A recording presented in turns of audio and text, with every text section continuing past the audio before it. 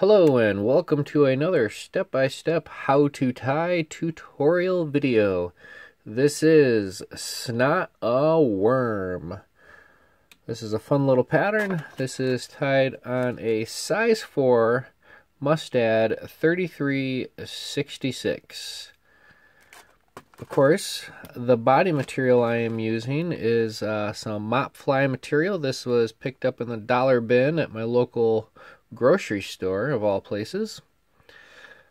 For a tying thread, I am using a white waxed thread. And to highlight the shape of the worm, I am using a little bit of trout ice dubbing underneath. I'm using olive and peacock.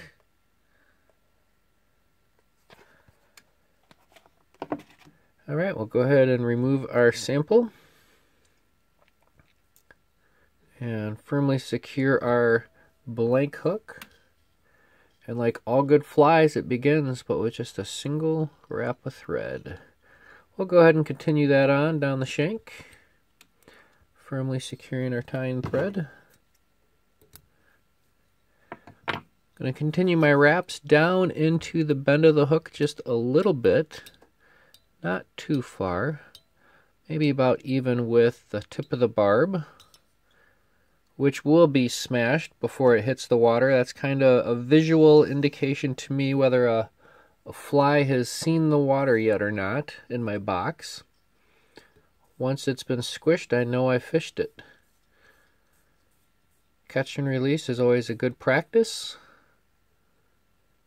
But if you don't, just do it properly and do it within your local laws. Do it with kindness. How about that? Alright, we're going to tie in our first piece of mop.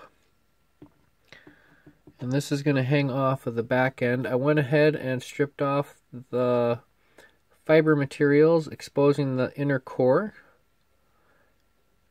Line that up into position where I want it and how I want it oriented. A couple of locking wraps. This will get this nice and secured.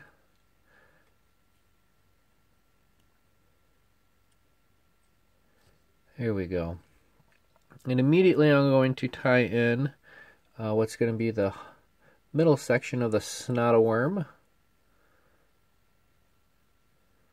Right there on top of it. This is going to end up getting folded over here in just a moment.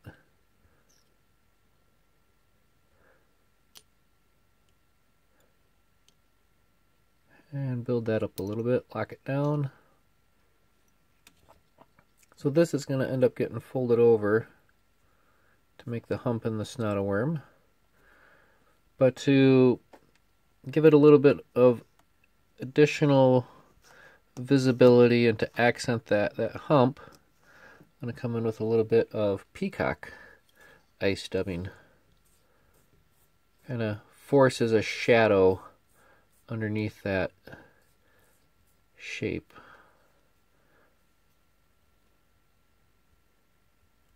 We're going to build that up a little bit.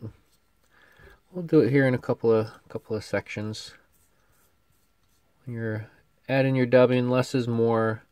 I'm not going to bother with any kind of dubbing wax or anything on this. This isn't a super critical component of the fly. It's not going to make or break anything, especially when you're using mop material. And we'll build a nice little bump in there. Go ahead and fold over. We'll do a little bit more. Why not? This will help really fill that in underneath the hump.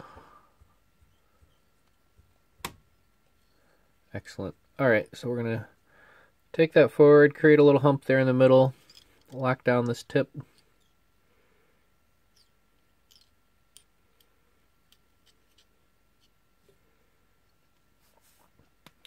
And the third piece will be facing forward, and I think that'll do it.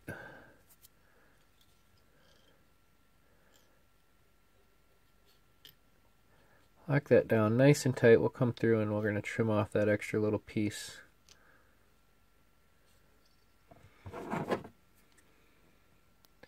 Somewhere in there. That'll get lost. Beautiful. Alright, we're going to come in with a little bit more of the olive ice dubbing here underneath the head of the Snot-a-worm, so to say.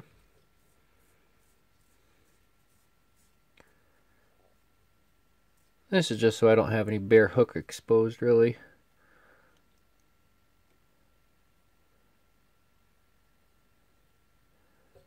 And we'll do a little bit more.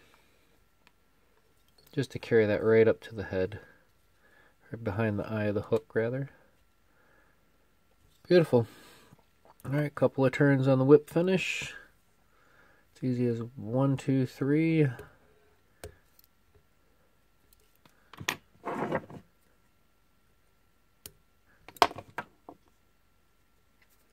Alright, and the dubbing on the bottom, I'm just going to give it a little bit of a tweeze. A little bit of a tweak. Just to give that a little bit of magic carpet ride underneath it for the Snot-a-worm to ride on. I like it. Alright folks, there you go. The Snot-a-worm tied on a size 4 hook. This is untested, unproven. This is just thinking outside the box. Your imagination is your only limitation, folks. Happy tying, and with this one, hopefully, folks, tight lines.